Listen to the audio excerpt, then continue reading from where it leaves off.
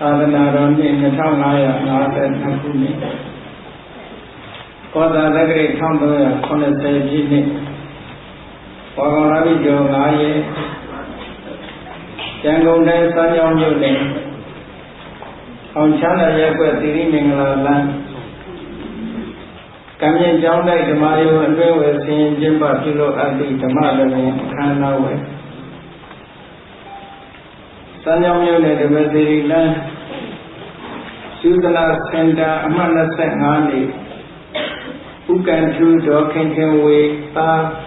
မောင်သူရိလင်းမောင်မြတ်အေးသမီးမတုတူအောင်မိသားစုတို့ဤအမတဒါနဓမ္မဒါနအဖြစ်ဖြင့်ဟောကြားအပ်သောယုတ်တရားကိုလေးလာသုံးသပ်ခြင်းအပိုင်းနှစ်တရားဒေသနာတော်ဘုရားမြတ်စွာဘုရားမဟာကရုဏာကုံအာယုပြုကံတိကျဖွဲ့ဆိုအပ်တဲ့ဝန္ဒနာပနာမအာတိတဂါထာကိုယူစုပူဇော်ခြင်းဖြင့်စတင်ကြရအောင်ယောကပကောတိဟိပိယံဗမေယံကာလံကရုဏောတိတုကရာမိခေရံကတောလောကဟိတယာနာထောနမောမဟာကရုဏိကတတတ္တယောနာထောဝိလိယမြာစွာတတ္တဝါဤချမ်းသာစီပါလိုလားတောင်းတဂုံပေါင်းခါသဖြင့်နာထမြည်များခြင်းရှင်တော်မြတ်ဘုရားသည်ကပ္ပကောတိဟိပိဂရေကဝအယေတတေချာတို့ဖြင့်တော်လဲအပ္ပမေယံจิตတိုင်းတာဖော်ပြခြင်းဟာမစွမ်းနိုင်ပါသောကာလလေးအတင်ခြေသိမ့်နေကဘာရှိကြသောကာလပတ်လုံးလောကဣဒယတတ္တလောကဤအကျိုးစီးပွားအလို့ကအတိတကရာနိဥစ္စာအသက်ခြေလက်အင်္ဂါမေတ္တာကြီးမာသမိတာလင်တထာသမိစွန်ခြင်းကြီးဟုကျက်သီထဝေ90အစုအလွန်ခဲရသောမှုတို့ကိုကရွန်တော်ဘုရားဖြစ်ရန်ဤတန်ကျိုးကိုအာထုတ်တော်မူရသည်ဖြစ်၍ခေရလည်းခြင်းမျက်လုံးအသက်ဆုံးတဲ့နှလုံးစေဝံကိုရောဤပင်မခြင်းတို့ကတောဘဝတဏ္ဍာจิตပါများစွာရောက်တော်မူခဲ့ရရှာလိမ့်မည်မဟာကရုဏီကတတ္တဝါများယံဝေတာကဲ့သို့တနာချစ်ခင်မဟာကရုဏာရှင်ဖြစ်တော်မူသောဒါနနာတတဝိနည်းများစွာတတ္တဝါဤချမ်းသာစီးပွားလိုလားတောင်းတဂုံပေါင်းခါသဖြင့်နာထမြည်များထိုရှင်တော်မြတ်ဘုရားအားနမောယုတိကြောင်းပြောမှန်ကိုလျော်၍ကရောယုကျူရှိခိုးခြင်းသည်အတုဘဝတုစင်စစ်မသွေဖြစ်ပါစေတည်း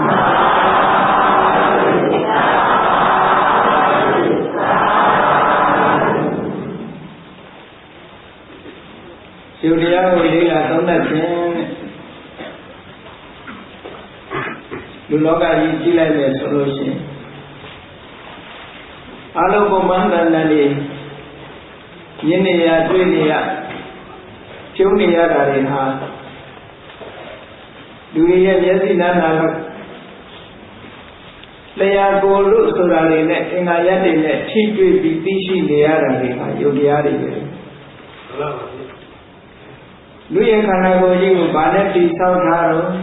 သာတုမဟာဘူတိကောအယံကာယောတဲ့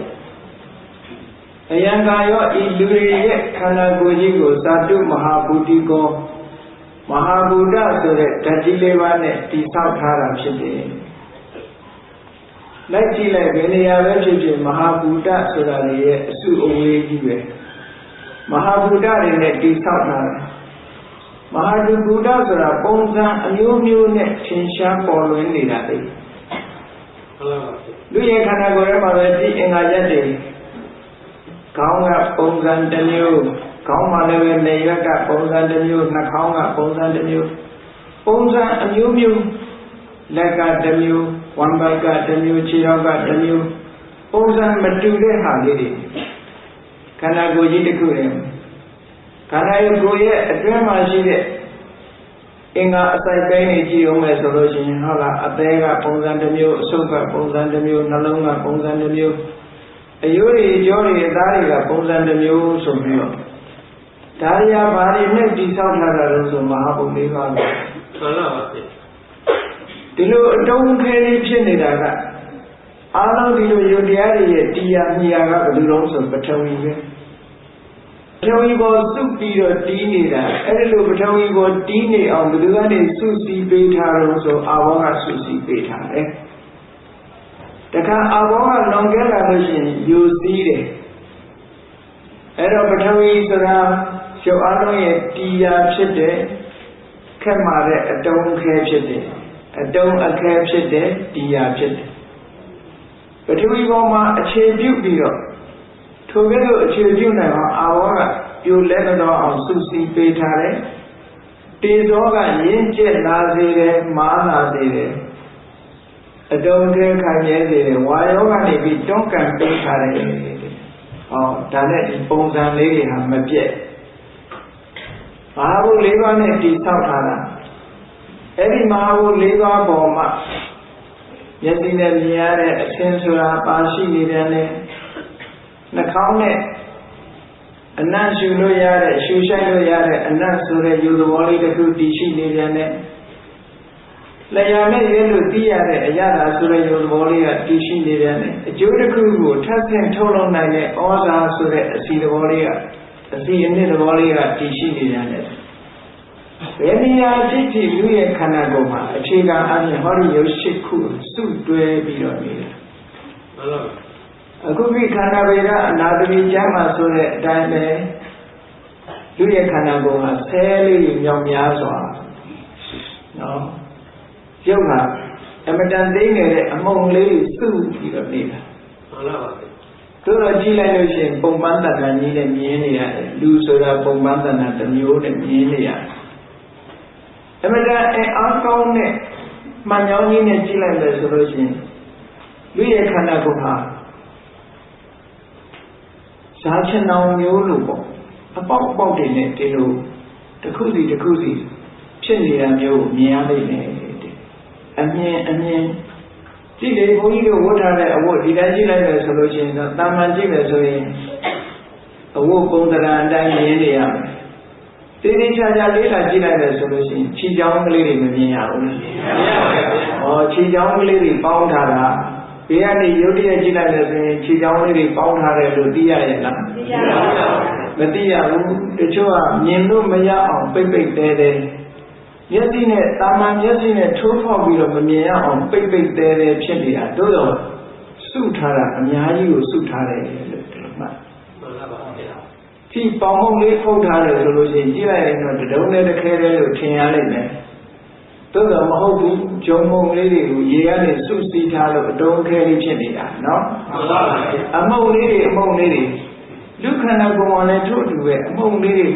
ကိုစုစည်းထားတာပုံသဏ္ဍာန်ပေါ်အောင်လို့မှန်ပါပါအဲ့ဒီမှာအဓိကကဘယ်လိုလဲဆိုရင်မဟာဘုတ်၄ခုကအဓိကဒါ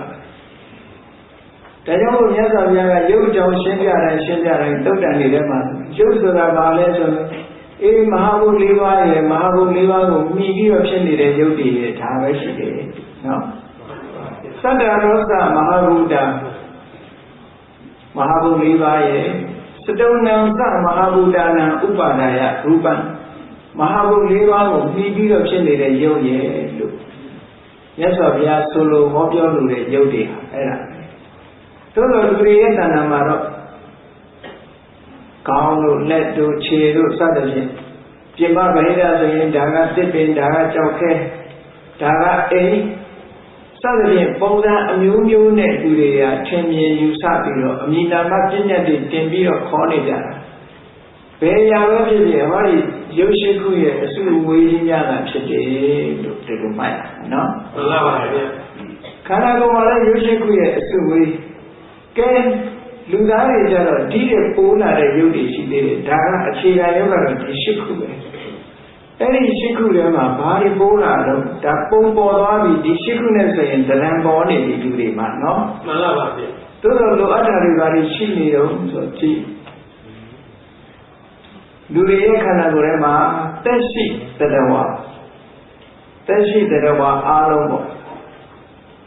တက်တဲ့ဒီမှာဆိုလို့ရှိရင်ဟောဒီ၄ခုပဲဒီ၈ခုပဲမဟာဘုံ၄ခုရဲ့ဥပါဒာယု၄ခုရဲ့ပေါင်းလိုက်လို့ရှိရင်ဒီ၈ခုပဲအဲ့ဒီ၈ခုဟာကံကြောင့်လည်းဖြစ်တယ်စိတ်ကြောင့်ဖြစ်တာလည်းရှိတယ်ဥရုကြောင့်ဖြစ်တာလည်းရှိတယ်အာဟာရကြောင့်လည်းဖြစ်တာရှိတယ်သို့တော့သက်ရှိတတ္တဝါတွေမှာဘာပိုးလာလို့ဆိုဇီဝိတဆိုတဲ့အသက်ရုပ်ကျန်တဲ့ရုပ်တွေမိမိနဲ့အတူတကွဖြစ်တဲ့ရုပ်တွေကိုဆက်လက်ရှင်းသမ်းနေအောင်ထိန်းထားပေးနိုင်တဲ့ဇီဝိတဆိုတဲ့ရုပ်ကံကြောင့်ဖြစ်တာမှန်ပါဘူးကံကြောင့်ဖြစ်တဲ့ရုပ်တွေကိုထိန်းတာသူကဥရုကြောင့်ဖြစ်တဲ့ရုပ်အာဟာရကြောင့်ဖြစ်တဲ့ရုပ်တွေစိတ်ကြောင့်ဖြစ်တဲ့ရုပ်တွေကိုသူကမထိန်းမပေးဘူးကံကြောင့်ဖြစ်တဲ့ရုပ်တွေပျက်စီးမသွားအောင်ထိန်းပေးထားတယ်မှန်ပါဘူးသူအတိုင်းအတာလိုက်တည်ရှိနေအောင်ဆက်ဖြစ်နေအောင်သူကနေတွန်းအားပေးနေတာစိတ်ကြောင့်ဖြစ်တဲ့ရုပ်ဆိုတာစိတ်ကြောင့်မလို့ထပ်ဖြစ်တာဥရုကြောင့်ဖြစ်တဲ့ရုပ်ဆိုတာဥရုကြောင့်ထပ်ဖြစ်နေတာအာဟာရကြောင့်ဖြစ်တဲ့ရုပ်တွေဆိုတာအာဟာရစားတိုင်းအကြောင်းတရားရှိနေလို့ဆက်ဖြစ်ကံဆိုတာကျတော့အလုံးမဟုတ်အတိတ်ဘဝလုပ်ခဲ့တဲ့ကံခုချိန်မှာထင်ရှားရှိနေတဲ့သဘောမဟုတ်အဲ့ဒီကံကြောင့်ဖြစ်တဲ့ရုပ်တွေကိုဇီဝိတယုတ်ကနေဆက်လက်ထိန်းသိမ်းသွားတာသူကနေပြီးတော့တည်ဆောင်သွားလို့ကံကြောင့်ဖြစ်တဲ့ရုပ်တွေကဆက်လက်ရှင်သန်နေကြတာသူတက်တန်းအတိုင်းရှိပြက်သွားလိုက်ပြန်ပေါ်လာလိုက်ပြက်သွားလိုက်ပြန်ပေါ်လာလိုက်ပေါ်လာတဲ့အတိုင်းအတာအတွင်းမှာလည်းသူကထိန်းသိမ်းဆောင်ရှောက်နေတာသူကိုယ်တိုင်ကလည်းမပြတ်တာမဟုတ်ဘူးပြက်တယ်နော်ဇီဝိတယုတ်ကိုယ်တိုင်ကိုယ်ကလည်းပဲသူတက်တန်းလေးနဲ့သူနေရသို့တော့ထပ်တလဲလဲဖြစ်လာအောင်ကံဆိုတာဒီဘဝလုံးနေတဲ့ကံတွေကိုပြောတာမဟုတ်ဘူးအတိတ်ဘဝကလုံးထားတဲ့ကံတွေအဲ့ဒီကံတွေကဖြစ်တဲ့ရုပ်ဆက်ပြီးတော့ဖြစ်နေအောင်ဟောဇီဝိတယုတ်တွေကနေထိန်းထားလို့အဲ့ဒီအထိန်းတက်ကလေးရှိတယ်လို့ဒီလိုမှတ်ကံတရားယုတ်ရှိနေသေးတဲ့များကာလကလုံးကျန်တဲ့ဥရုဇာယုတ်တို့အာရဇာယုတ်တို့စိတ်ဇာယုတ်တို့ဆိုတာအထောက်ပံ့ပူညီတွေနေတဲ့သူ့ရဲ့ခန္ဓာကိုယ်မှာဆက်လက်ပေါ်နေကြတယ်မှန်ပါပါကဲရုပ်ရှိခုပေါ်မှာဇီဝိတထည့်လိုက်ရင်ဘယ်နှခုဖြစ်သွားလဲ9ပါဗျာအေးကံကြောင့်ဖြစ်တဲ့ရုပ်တွေကအခြေခံအားဖြင့်9မျိုးရှိတယ်လို့ဒီလိုမှတ်ရကံကြောင့်ဖြစ်တဲ့ရုပ်တွေကိုအခြေပြုပြီးစုစည်းတာအနည်းဆုံး9ခုစုစည်းရမယ်ဥရုကြောင့်ဖြစ်တာကြတော့10ခုပဲစုစည်းထားတယ်ပထမအခြေခံရုပ်က10ခုပဲရှိတယ်စိတ်ကြောင့်ဖြစ်တာလည်း10ခုပဲအာဟာရကြောင့်ဖြစ်တာလည်း10ခု10ခုနဲ့အခြေပြုပြီးစုစည်းထားတာဒါပထမအသေးဆုံးအခြေပြုတဲ့ရုပ်လေးပေါ့အင်္ဂလိပ်လိုတော့ unit လို့ခေါ်တယ် molecule လို့ခေါ်တယ် molecule of material quality molecule လေးတစ်ခုပေါ့အသေးလေးတစ်ခု10ခုနဲ့စုထားကမ္မဇယုတ်ကြတော့မဟုတ်ဘူးအသေးဆုံးလေးခုဗာနဲ့စုလို့ဆို9ခုနဲ့စုထားတယ်ခုခေတ်စကားနဲ့ပြောမယ်ဆိုရင် 8and1 လို့ 9and1 လို့ဒီလိုပြောပေါ့နော်မှန်ပါပါ10ခုရဲ့အစုဝေး9ခုရဲ့အစုဝေးဒီလိုကြတော့ကံရှိတာကြောင့်လို့ဇီဝိတဆိုတဲ့ရုပ်ကလေးတစ်ခုထပ်ပိုးလာကဲနောက်တစ်ခုဘာတွေပိုးလာတော့ဆိုလို့ရှိရင်ဒီလူလောကလူရည်လို့ဖြစ်လာတဲ့အခါမှာလူဘယ်နှမျိုးရှိတော့ဆိုဟောအမျိုးသားအမျိုးသမီးနှမျိုးဖြစ်မလားဘူးလားဖြစ်ပါပါဗျာအမျိုးသားနဲ့အမျိုးသမီးမတူညီတဲ့အချက်တွေရှိတယ်အတန်အားဖြင့်လည်းမတူညီဘူးရုပ်ပုံပန်းတဏ္ဍာသွားရလာတာလှုပ်ရှားတာလည်းမတူကြဘူးခန္ဓာကိုယ်တည်ဆောက်မှုတွေချင်းလည်းမတူဘူးဒီလိုကွဲပြားနေအောင်ဘယ်သူကလွှမ်းမိုးပြီးကြီးစိုးထားတာလို့ဆိုတော့အဲ့ဒီမှာရုပ်တစ်မျိုးရှိတယ်တဲ့အဲ့ဒီရုပ်ကိုအမျိုးသမီးတွေမှာအခြေပြုတဲ့ရုပ်ကအိဋ္ဌိဘာဝရုပ်လို့ခေါ်တယ်ဟုတ်လားအင်္ဂလိပ်လိုတော့ femininity source of female ပေါ့အမျိုးသားတွေကျတော့ဘာနေပြီးတော့ခြေပြုထားတော့ဆိုပုံဘာဝရုပ်က masculinity source of male ပေါ့ဒီအခြေခံတာလေးတွေရှိတယ်အဲ့တော့ခုနဇီဝိတဆိုတဲ့အသက်ကဘယ်နှမှာရှိတာတုံးလို့မေးလို့ရှိရင် အသက်ဘယ်နာမှရှိတယ်ဆိုရင်တချို့ကကလေးတွေပြောရင်ဘိုက်ထဲမှာရှိတယ်လို့ပြောကြတာမဟုတ်ဘူးဇီဝတယုတ်ဆိုတာ spreading all over the world တကူလုံးမှာပြန့်နော်တကူလုံးမှာစိတ်ဝင်ပြန့်နှံ့နေတာအသက်ကရုပ်အားလုံးကစိတ်ဝင်ပြန့်နှံ့နေထို့တူပဲအဋ္ဌိဘာဝယုတ်တို့ပုံမှန်ဝယုတ်ကိုယုတ်မယုတ်ပေါ့အခြေခံကိုယုတ်မယုတ်တွေကဘယ်မှာရှိတုံးလို့ဆိုတကူလုံးမှာရှိတယ်ဒါကြောင့်မို့လို့တကူလုံးမှာရှိလို့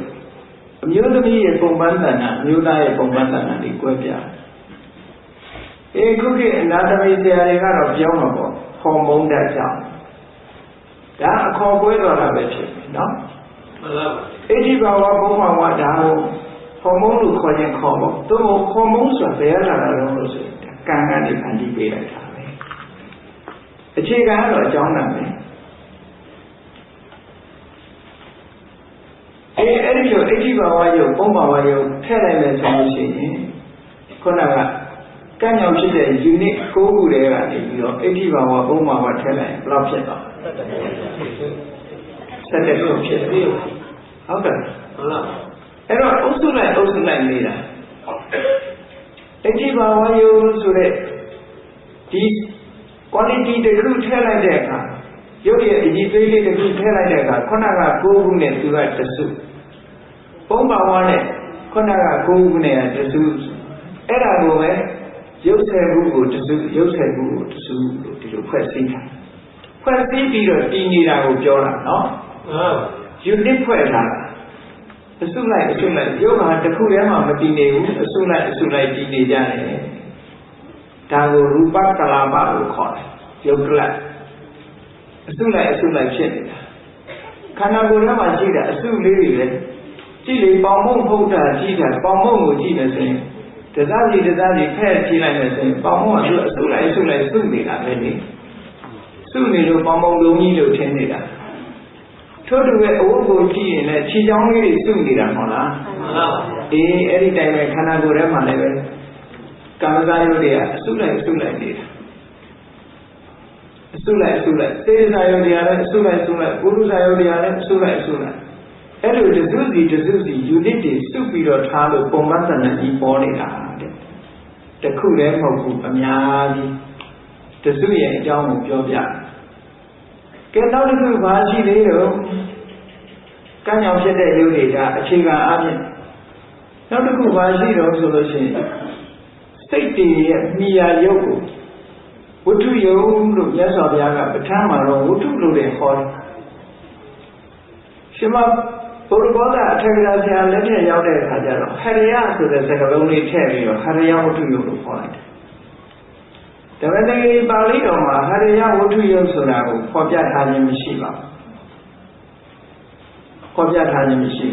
သို့သောပဋ္ဌာန်းပါဠိတော်ကျတော့ဟရိယဝတ္ထုယုတ်ဆိုတာကိုဖော်ပြထားတယ်မှန်ပါပါဝတ္ထုခန္ဓာနံခန္ဓာဝတ္ထုတာ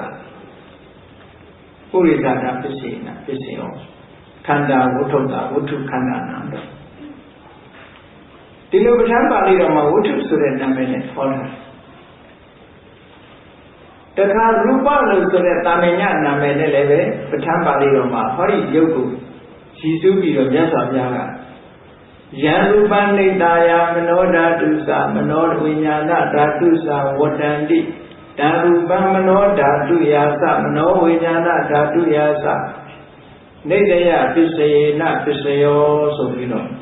ယံရူပအချင်းယုတ်လို့ဒီလိုပဲဟောတာဟုတ်ကဲ့မှန်ပါပါအဲ့တော့ဗြဟ္မပါဠိတော်မှာရူပလို့ယုတ်တမန်နဲ့ဟောတယ်ဝတ္ထုဆိုပြီးတော့စိတ်ရဲ့တရားလို့ဒီလိုဟောတယ်ဒီလိုဟောထားပါရဲ့ရှင်မဘုရားဘောဓဘာလို့ဟရိယဆိုတဲ့စကားလုံးလေးထည့်လိုက်ရတော့လို့ဆိုဟရိယဆိုတဲ့စကားလုံးရဲ့အဓိပ္ပာယ်ကနှလုံးသားကိုရည်ညွှန်းတာလေနှလုံးသားကိုပြောတယ်အင်္ဂလိပ်လိုတော့ heart နော်ဟရိယဆိုတာနှလုံးသားကိုပြောတယ်နောက်တစ်ခုကစိတ်ကိုပြောတယ်ကြည့်တယ်အင်္ဂလိပ်လိုတော့ heart to heart စိတ်ချင်းသိတာပြောဟတ်တူဟာလို့ပြောလို့ရှိရင်ဟတ်လို့ပြောလိုက်လို့ရှိရင်နှလုံးသားကိုရည်ညွှန်းတာမဟုတ်ဘူးတခါတလေစိတ်ကိုရည်ညွှန်းတာဗမာစကားမှာလည်းပြောရမှာလားဒီလူကစိတ်နှလုံးကောင်းတယ် ဟောတခါတည်းကျတော့ငါနှလုံးမကောင်းဘူးလို့ပါလို့စိတ်နှလုံးကောင်းတယ်စိတ်နှလုံးချမ်းမြေ့တယ်စသဖြင့်စိတ်နဲ့တွဲပြီးတော့ပြောလို့ရှိကြတယ်စိတ်ကိုရည်ညွှန်းပြီးတော့ပြောဆိုလို့ရှိကြတယ်ရှင်မဘုရားဘောဓကဟရိယဆိုတဲ့အသုံးလေးကိုသုံးပြီးတော့ဒီရုပ်ဟာဘယ်မှာရှိတယ်လဲလို့ဘယ်ပုံစံနဲ့ခန္ဓာကိုယ်ထဲမှာရှိနေတယ်လဲလို့ဆိုတော့ဘယ်နေရာမှာရှိတုံးလို့မေးတဲ့အခါကျတော့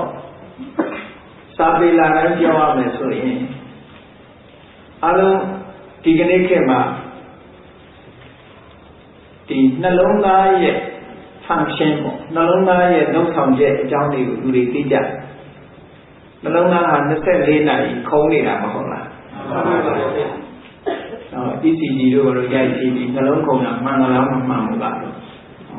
လက်ချက်တွေနဲ့တိုင်းကြည့်တာကျမရေးအတွက်ဒီနှလုံးကအမှန်တန်ရေးကြည့်တယ်24နာရီအနားမယူဘဲနဲ့ခုံးနေတာ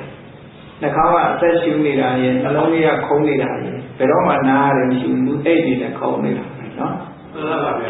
အဲ့ဒါဘာလို့နေတာလဲလို့ဆိုတော့ခန္ဓာကိုယ်ထဲမှာသွေးလက်ပတ်မှုကိုသူကပတ်သဘောမျိုးနဲ့သွေးတွေလက်ပတ်နေအောင်ညှစ်ထုတ်ပေးနေတယ်လို့ဒီလိုဆိုကြတယ်သိပါ့လားဒါပြန်ဟရိယဝတ္ထုလို့ဆိုတဲ့ဒီရုပ်ဘယ်မှာရှိတာလဲလို့ဆိုတော့အဘိဓမ္မာကျမ်းဂန်တွေမှာဘယ်လိုပြောတော့ဆိုတော့အဲ့ဒီသွေးဟာလက်ပတ်နေတာဖြစ်ပေမဲ့နှလုံးသားထဲရောက်နေတဲ့သွေးလေးဟာလောက်ရှိတုံးလို့ဆိုလို့ရှိရင်လက်ခွားလေးကိုထက်လှမ်းလိုက်ပြီးတော့နည်းနည်းလေးတွန့်ပြီးတော့ခုံးထားလိုက်အဲ့ဒီခုံးထားတဲ့ထဲကိုရေလေးထည့်လိုက်လို့ရှိရင်ရေလေးရဲ့ပမာဏတစ်ခုကိုရလိုက်တယ်အဲ့ဒီတလက်ဖက်လို့ခေါ်တယ်ဗမာဝါဟာကတလက်ဖက်တလက်ဆောင်လက်ခွားလေးကိုထက်လှမ်းပြီးတော့နည်းနည်းလေးတွန့်ခုံးထားလိုက်ခုံးထားပြီးတော့အဲ့ဒီလက်ခွားလေးအလယ်ကောင်ရေလေးထည့်ကြည့်လိုက်ရေဘယ်လောက်ဆန့်တယ်လဲဘယ်လောက်ရှိလဲအဲ့ဒီအတိုင်းအတာပမာဏခန့်နှလုံးထဲမှာရှိတဲ့သွေးကလေးအဲ့ဒီသွေးထဲမှာဟရိယဝတ္ထုရုပ်ရှိတယ်လို့ပြောတာသွေးကိုပြောတာလည်းမဟုတ်ဘူးနှလုံးသားကိုပြောတာလည်းမဟုတ်ဘူးဟုတ်ကဲ့လားဟရိယဝတ္ထုရုပ်ဆိုတာသွေးကိုပြောတာလည်းမဟုတ်ဘူးနှလုံးသားကိုပြောတာလည်းမဟုတ်ဘူးအဲ့ဒီဟရိယဝတ္ထုရုပ်ကလေးဒီတဲ့ဒီမျက်စိကနေပြီးတော့အဆင်းအာယုံကမျက်စိကိုလာထိတဲ့အခါတိုင်းအဲ့ဒီထိအောင်အာယုံကရောက်သွားတယ်မျက်စိကမြင်တဲ့အဆင်းအာယုံလေးဟာစက္ခုဒွါရလို့ဆိုတဲ့မျက်စိပေါက်တည်းမကဘူးအဲ့ဒီနှလုံးသားပေါ်မှာတီးနေတဲ့ဘဝင်စိတ်ဆိုတဲ့မနောဒွါရအထိရောက်တယ်လို့ဒီလိုဆိုလို့နော်မှန်ပါပါဘုရားအေးကောင်းပြီအဲ့ဒီနှလုံးသားလေးပေါ်မှာမြည်ပြီးတော့စိတ်ဖြစ်တယ်လို့ဆိုတော့ခုကိအနေနဲ့တချို့စဉ်းစားကြတယ်ပေါ့လေနှလုံးကသိတာမဟုတ်ဘူးအုံနောက်ကသိတာတချို့ကလည်းအုံနောက်ကိုပဲဉာဏ်လို့လည်းသတ်မှတ်တယ်သိတာကိုလည်းအုံနောက်ကလို့ဒီလိုယူဆကြတယ်အဲ့တော့အဲ့ဒီဆိုလို့ရင်ဟရိယဝတ္ထုယုတ်ဆိုတာဟုတ်ပါမလားအရာရာနှလုံးသားဟုတ်တဲ့လားလို့ဆိုပေါ်နေပြချောင်းပြောမယ်ဆိုလို့ရှိရင်ကြည့်လေအဲ့ဒီမှာစိတ်ဖြစ်တယ်မဖြစ်ဘူးဆိုတာလေးကိုတာမန်ကြည့်လိုက်မယ်တာမန်တွေးကြည့်တဲ့အတွေးနဲ့ကြည့်လိုက်မယ်ဆိုလို့ရှိရင်မျက်စိကမြင်လိုက်တဲ့အခါမှာရင်ထဲမှာဒိဋ္ဌိနဲ့ကြောက်စရာအာယုံကိုမြင်ရင်ထဲမှာဒိဋ္ဌိနဲ့မဖြစ်ဘူးလားဖြစ်ပါဗျာအေးမကောင်းတဲ့သတင်းကြားလိုက်ရင်လည်းရင်ထဲမှာဒိဋ္ဌိနဲ့မဖြစ်ဘူးလားဖြစ်ပါဗျာနားကကြားရင်လည်းဒိဋ္ဌိနဲ့ဖြစ်သွားတာဟုတ်ကဲ့ဝမ်းသာစရာသတင်းကြားလိုက်ရင်လည်းဘယ်မှာအရင်ခုန်တော့နှလုံးမှာသွားပြီးအရင်ခုန်တယ်ဟုတ်ကဲ့ဒီလိုထင်ရှားတဲ့အချက်ကလေးကိုကြည့်ပြီးတော့ရှင်မဘုရားဝါဒကဟရိယဝတ္ထုလို့ဒီလိုသုံးခဲ့တာလည်းဖြစ်နိုင်နောက်တစ်နည်းကဟရိယဆိုတာစိတ်ကိုရည်ညွှန်းတာဝတ္ထုဆိုတာတရားမြာစိတ်ရဲ့မြာယုံလို့ဒီလိုဆိုလို့တယ်အဲ့တော့စိတ်ရဲ့မြာယုံဆိုတာနှလုံးသားနဲ့အုံနောက်နဲ့ဆက်နေတာဆက်နေတော့ဘယ်နေရာပဲဖြစ်ဖြစ်စိတ်ပေါ်တဲ့နေရာကိုရည်စူးတယ်ပြောမယ်ဆိုလို့ရှိရင်နှလုံးသားနဲ့အုံနောက်တစ်ခုခုပဲမြတ်စွာဘုရားအလိုကတော့ဘာရလို့မဟောခဲ့ဘူးဟရိယဝတ္ထုကိုခုနကနှလုံးထဲမှာရှိတဲ့သွေးတလက်ဆောင်လောက်ရှိတဲ့သွေးထဲမှာတည်နေတယ်လို့ဆိုတဲ့အထက်ကရာစကားအပြင်စဉ်းစားကြည့်မယ်ဆိုလို့ရှိရင်မြတ်စွာဘုရားကဝတ္ထုလို့တာမန်ဟောတဲ့ဟရိယဂရာကလည်းပဲ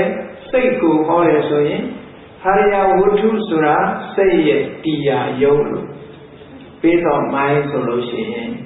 နှလုံးလည်းဖြစ်နေအုံနောက်လည်းဖြစ်နိုင်တယ်ပင်နေရာပဲစိတ်ပေါ်လို့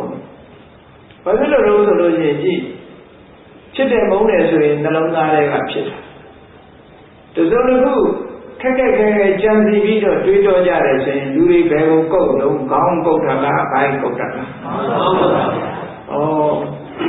တွေးပြီဆိုလို့ရှိရင်တော့ခေါင်းကိုသုံးချတာဖြစ်နေတယ်ဟုတ်ကဲ့စားစားရရလူတွေကတွေးပြီးတော့နေတယ်ဆိုရင်ဒီခါလည်းမျက်မှောင်လေးကျုပ်ပြီးတော့ခေါင်းကုတ်ပြီးတော့စဉ်းစားဘယ်လိုလုပ်ရကောင်းမလဲဘယ်လိုလုပ်ရကောင်းမလဲဆိုအကြံဉာဏ်တွေကဘယ်အထွက်နေတာတော့အဲ့ဒါအဲ့လိုပြောလို့ရှိရင်ဟရိယဝတ္ထုဟရိယဆိုတာစိတ်ဝတ္ထုဆိုတာတရားမြတ်စွာဘုရားကဓာတ်ကြောင့်များလားဒီဝတ္ထုလို့တမန်ဟောခဲ့တာများလားလို့တွေးတောပြန်ရှိပေါ့နော်မှန်ပါပါဗျာရှင်မဘုရားဘောသာဝတ္ထုလို့ဟရိယဝတ္ထုလို့ဟရိယဆိုတာထည့်လိုက်တာလည်းပဲမမှားဘူးလို့ပြောရမယ်ဘာဖြစ်လို့လဲဆိုစိတ်ရဲ့တရားလို့အဓိပ္ပာယ်ရနိုင်တယ်တတိယမှန်ပါပါဗျာဟရိယဆိုတာစိတ်ဝတ္ထုဆိုတာတရားနှလုံးသားကိုရည်ညွှန်းတာမဟုတ်ဘူးလူတွေမှာစိတ်အဖြစ်များတာကနှလုံးသားနဲ့အုံနောက်မှာချစ်တာမုန်းတာကြတော့နှလုံးသားတွေးတာကြံတာစီတာကြတော့အုံနောက်မှာဟောဒီနှစ်ခုကြားမှာစัจ जा မှာဖြစ်နေကြတယ်လို့ဒီလိုပြောဟုတ်ကဲ့မှန်ပါပါဝမ်းသာရင်ဝမ်းနေရင်ခေါင်းကိုင်တာလားဗိုက်ကိုင်တာလားရှင်ဘက်ကိုကိုင်တာဟုတ်လားရှင်ဘက်ကိုကိုင်တာနှလုံးကိုပြီးတယ်လေအဲ့ဒီနေရာကိုတော့ပြီးတယ်ဝမ်းသာလို့ရှိတယ်ဟောသိရင်လို့ဖြစ်ရင်ဘယ်ကုတ်တာတော့ခေါင်းကုတ်တာဆိုတော့ဒီဟရိယဝတ္ထုယုတ်ဆိုတာဟာစိတ်ဖြစ်ပေါ်တဲ့နေရာမှာတည်ရှိတယ်လို့ပြောမယ်ဆိုလို့ရှိရင်ဘုရားမြတ်စွာရဲ့လူလိုကြနိုင်လောက်ဆရာရှိတယ်နော်ဘာဖြစ်လို့လဲဆိုမြတ်စွာဘုရားကယံရူပံနိစ္စယအကျဉ်းရုပ်ကိုမြည်ပြုပြီးမနောတတ်တို့မနောဝိညာဏတတ်ဆိုတဲ့အသိစိတ်တွေပေါ်တဲ့အဲ့ဒီရုပ်ဟာလို့ဒီလိုတမန်ပဲဟောခဲ့တယ်ဘယ်နှမှာရှိတာတော့လို့ဆိုတာတော့မဟောခဲ့ဘူးဟုတ်ကဲ့မဟုတ်ခဲ့တဲ့အတွက်ကြောင့်စိတ်ဖြစ်နိုင်တဲ့နေရာတွေပေါ့စိတ်ဖြစ်နိုင်တဲ့နေရာတွေရှိတယ်လို့ဆိုလို့ပြောနှလုံးသားထဲမှာတည်တဲ့သွေးထဲမှာလို့ဆိုတဲ့အတွေးခေါ်ရောက်လာတဲ့အခါကျတော့ဘာပြဿနာဖြစ်လာတော့ဆိုလူရဲ့ဒီနှလုံးကိုပြောင်းလဲပြီးတော့တက်တဲ့နှလုံးဆက်တတ်တာတို့ဟုတ်လားနှလုံးကိုခွဲစိတ်ကုသလို့ဒီ heart transplantation လုပ်တာတွေတို့ကြတော့တွေးတောစရာတွေတစ်ခါဖြစ်လာပြန်တွေးတောစရာဖြစ်လာပြန်အဲ့လိုတွေးတောစရာဖြစ်လည်းပဲခုနကသွေးထဲမှာတည်တာဆိုတော့နှလုံးထုထဲမှာရှိတဲ့သွေးကအဓိကကတော့သွေးပဲဟုတ်ကဲ့မှန်ပါသွေးထဲမှာအရာဝတ္ထုရှိတယ်ဆိုသွေးရှိနေတဲ့မြတ်လူကတော့သက်ရှင်နေဥမှာပဲစိတ်လည်းဖြစ်နေဥမှာပဲသွေးမရှိတော့ရင်တော့မရတော့ဘူးပေါ့နော်ဒါကြောင့်မို့လို့ဘယ်နေရာမှာပဲဖြစ်ဖြစ်အများသိတာတဲ့စကားလုံးနဲ့ပြောမယ်ဆိုလို့ရှိရင်ချစ်တာမဟုတ်တာကနှလုံးသားနော်တွေးတာကြံတာကအုံနောက်အဲ့ဒီနှစ်ခုကြားမှာစိတ်တွေကဖြစ်ကြတယ်လို့ဒီလိုပြောလို့ရှိရင်တော့ဒီကနေ့ခေတ်အားလုံးလက်ခံနိုင်တဲ့အနေအထားရှိတယ်လက်တွေ့တယ်နော်မှန်ပါပါဘာဖြစ်လို့လဲဆိုမြတ်စွာဘုရားဟောထားခဲ့တယ်ဆိုရင်တော့တိတိကျကျဟောထားခဲ့ရင်တော့ဘာမှစဉ်းစားကြမလို့ဘူးမြတ်စွာဘုရားကဟရိယဝတ္ထုကိုမဟောခဲ့ဘူးတည်းပဋ္ဌာန်းမှာဝတ္ထုလို့ဟောခဲ့တယ်ဉာဏ်ရူပံလို့ဟောခဲ့တယ်ဒါပဲရှိတယ်နော်မှန်ပါပါတို့တော့စိတ်ရဖြစ်ရပညာရုပ်ဆိုတာလိုအပ်နေတယ်ကောင်းပြီဟရိယဝတ္ထုယုတ်ဆိုတာလည်းပဲဒီစိတ်အချို့ရဲ့မြညာအနေနဲ့လူရဲ့ဗရမရှိနေတယ်ဒါကလည်းလူကဖန်တီးပေးရလို့ဆိုကံကဖန်တီးပေးတာသူလည်းပဲအနည်းဆုံးယုတ်10ခုရဲ့အပေါင်းပဲ unity of 10 10ခုရှိရဇီဝိတယုတ်အပါဝင်ဖြစ်တဲ့9ခုကိုအခြေခံပြီးတော့ဟရိယဝတ္ထုယုတ်တစ်ခုထည့်လိုက်တော့ဝတ္ထုတရကဟုတ်လားရုပ်10ခုပေါင်းဖြစ်တယ်တခုတည်းကိုမနေဘူးအာရုံစုပြီးတော့နေတယ်ကံကြောင့်ဖြစ်တဲ့ရုပ်တွေဟာ10ခု10ခုစုပြီးတော့နေတယ်လို့ဒီလိုထားဒါကခန္ဓာကိုယ်တစ်ခုလုံးမှာပြန့်နှံ့နေတဲ့အရာကိုပြောတယ်အဲ့တော့ပေါင်းလိုက်တော့ခုနကပြောတဲ့အဓိကအခြေခံရုပ်တရားတွေရဲ့အစုအဝေးဖြစ်တဲ့10ခုဇီဝိတထထည့်လိုက်တော့9ခု အမျိုးသားတွေမှာပုံပါဝအမျိုးသမီးတွေမှာအိတ်ချပါနောက်ဟရယထည့်လိုက်နောက်တစ်ခုဘာလာတော့ဆိုလို့ရှိရင်သက်ရှိတ attva တွေမှာထူးခြားတဲ့ယုတ်ကလေးတွေပေါ်လာတယ်ကံကြောင့်မို့လို့ပေါ်လာတယ်ကံကြောင့်ဖြစ်တဲ့ယုတ်တွေကဘာလို့ဆိုစက္ခုပတာရယုတ်မျက်စိစက္ခုပတာရဆိုတာပတာရဆိုတာကြီးနေတယ်ဆိုတဲ့အဓိပ္ပာယ်ရတယ်မျက်လုံးကလေးရဲ့အကြည်ဓာတ်နဲ့ဒီခန္ဓာကိုယ်ရဲ့အကြည်ဓာတ်နဲ့မတူဘူးဟုတ်လားကြီးတယ်ဆိုတာအာယုံကိုဖမ်းယူနိုင်တဲ့စွမ်းရည်တတ်ကိုပြောတယ်မှန်ပါအပြင်ဘက်ကအသင်းအာယုံတွေကိုဖမ်းယူနိုင်တဲ့မှန်ကလေးလိုကြီးနေတာမျက်လုံးနားလည်းအဲ့လိုအကြည်လို့ပဲခေါ်တယ်ဆိုတော့အင်္ဂလိပ်လိုပြန်တဲ့အခါကျတော့ sensitive လို့ပြန်တယ် sense organ sensitive eye ဒီလိုပြန်တယ်ပါဠိလိုတော့သက္ကုပတာရယုတ်ပတာရယုတ်ဟာလူတွေမှာ၅ခုရှိတယ်ပတာရယုတ်ဆိုဒီမှာပြင်ပကအာယုန်တွေကိုဖမ်းယူနိုင်တဲ့စွမ်းရည်တတ်တွေရှိတဲ့ကံကပေးထားတဲ့ယုံ၅မျိုးလို့ပြောတယ်အကျဉ်းချင်းပြောမယ်ဆိုလို့ရှိရင်မျက်စိရယ်နားရယ်နှာခေါင်းရယ်လျှာရယ်ကိုယ်ရယ်ဟုတ်ကဲ့ကိုယ်ဆိုတာကတော့ဘယ်နေရာဖြစ်ဖြစ်သိတဲ့နေရာဖြစ်ရင်သိတဲ့အာယုံကိုဖမ်းယူနိုင်တဲ့သဘာဝကိုပြောတာနော်မှန်ပါဗျာအားလုံးကိုပတာရယုတ်လို့ခေါ်တယ်ဘာဖြစ်လို့ပတာရယုတ်ဆိုရင်အာယုန်တွေကိုရယူနိုင်တဲ့စွမ်းရည်တတ်ရှိလို့အာယုန်တွေကိုယူနိုင်တယ်အစင်းအာယုန်ကိုမျက်စိကယူတယ်ဖမ်းယူနိုင်တယ်အတန်အာယုန်ကိုနားကဖမ်းယူတယ်အနတ်အာယုန်ကိုနှာခေါင်းကဖမ်းယူတယ်ရတာအာယုန်ကိုလျှာကဖမ်းယူတယ်ခန္ဓာကိုယ်ကထိအာယုန်တွေကိုကာယပတာရကဖမ်းယူတယ်လို့ဟောပတာရယုတ်၅ခုစဉ်းစားကြည့်တယ်မှာလူတွေမှာပြင်ပတဲ့စက်တွေစရာအဲ့ဒီယုံငါးခုကမပါလို့ရှိရင်လူဘဝဘယ်လိုနေမှာအဆက်တွေပြတ်မနေဘူးလားပြတ်နေပါပါပြင်ပကဟာလည်းဘာမှမမြင်ရဘူးအတန်လည်းဘာမှကြားရမှာမဟုတ်ဘူးအနံလည်းဘာမှမရဘူးအရသာလည်းသိမှာမဟုတ်ဘူးထိလည်းသိမှာမဟုတ်ဘူးဘာနဲ့တူလို့ဆိုလို့ရှိရင်ရုပ်တုကြီးနဲ့တူနေတယ်အဲ့ဒါလေးမပိုင်ရုပ်တုကြီးနဲ့ပဲတူနေမှာပဲပရိစ္ဆေသမုပ္ပါမှာရှိလေမြတ်စွာဘုရားနာမရူပဖြစ်เสียတာလာရဲ့တဏ္ဍဆက်တာပြောတာဆက်သွယ်เสียအင်္ဂါရက်တွေလူတွေမှာပေါ်လာအဲ့ဒါတွေကပတာရယုတ်၅ခုဒီပတာရယုတ်၅ခုဒီကံကြောင့်သာဖြစ်တယ်သက္ခုပတာရသောတာပတာရခန္ဓာပတာရဇီဝပတာရကာယပတာရလို့ဟောအကြည်ယုတ်၅မျိုးအကြည်ဆိုတာမှန်လို့ကြီးနေလို့အကြည်ပြောတာမဟုတ်ဘူးအာယုံကိုရယူနိုင်တဲ့စွမ်းရည်တတ်သိရှိတာကြည့်ရတာတယ်လီဗီရှင်းကြည့်ကြတော့ဗာတက်ထားကြတယ်ခုဒီမှာနိုင်ငံခြားအားဖြင့်ကြည့်ကြစလောင်းနေကြတယ်အဲ့ဒီကဖမ်းပေးတာပဲလေဒီပြင်ဒုံချောင်းထောင်ထားလို့ရပါ့မလားမရဘူးเนาะသူကလည်းသူမှဖမ်းလို့ရတယ်ထို့တူပဲမျက်စိကမှအသင်အာယုံကိုမြင်တာနားကမှအတန်အာယုံကိုကြားတာသူကလည်းသူလူခန္ဓာကိုယ်မှာလည်းပဲ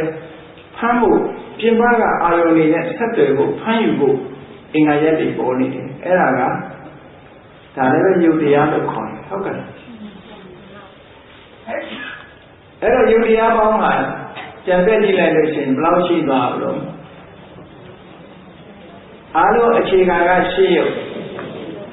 အဲ့ဒီရှင်းရုပ်ထဲမှာဇီဝိတထည့်ရင်9မျိုးနော်ဣတိဘာဝဘုံဘာဝထည့်လိုက်7ခုနော်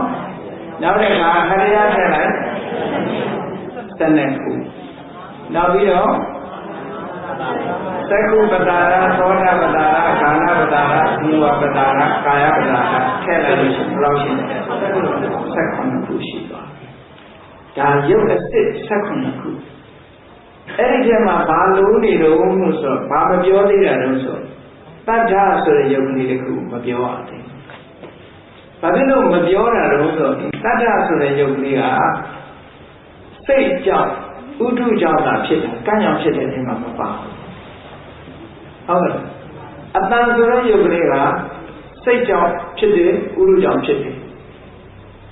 ကံကြောင့်မဖြစ်ဘူးဒါကြောင့်မလို့အထက်ကလယုတ်၈ခုထဲမှာခွဲဝေလို့မရတဲ့၈ခုထဲမှာသူကမပါဘူးဘာဖြစ်လို့လဲဆိုတော့စိတ်တို့ဥရုတို့ဆိုတာပစ္စုပန်အကြောင်းတရားကံကအတိတ်အကြောင်းတရားမှန်ပါပါစိတ်ဆိုတာအခုလောလောဆယ်ရှိနေတဲ့စိတ်ကိုပြောတာဥတုဆိုတာလည်းအခုကြုံတွေ့နေတဲ့ဥရုကိုပြောတာဒါတွေကပစ္စုပန်အကြောင်းတရားတွေဖြစ်သောကြောင့်သူ့ကိုမထည့်ဟောသူ့ထည့်လိုက်သူလည်းစိတ်ကြောင့်ဖြစ်တာဥရုကြောင့်ဖြစ်တာဆိုတော့တတ်တာထည့်လိုက်ရဆိုရင်ရုပ်ပေါင်းဘယ်လောက်ဖြစ်သွား18ခုအဲ့ဒီ18ခုကိုသဘာဝရုပ်တကယ်ရုပ်အစစ်ပါလို့ဒီလိုပါရုပ်အစစ်ဟာအဲ့ဒီ18ခုပဲဝိပဿနာကမ္မထာတရားအားထုတ်လို့ရှင်အဲ့ဒီ18ခုတဲကတခုကိုအားထုတ်အောင်18ခုဟာဝိပဿနာရဲ့အာရုံဖြစ်တယ်ရုပ်28ခုလို့ကြားဖို့ပါလေဘယ်နည်းကြောင့်18ခုတွေပဲရုပ်အစစ်ဖြစ်ရတော့ဆိုကျန်တာတွေကဆင့်ပွားထားတဲ့ရုပ်တွေရုပ်အစစ်မဟုတ်ဘူးတဲ့ဒီရုပ်တွေကသဘာဝရုပ်လို့လည်းခေါ်တယ်နိဗ္ဗာန်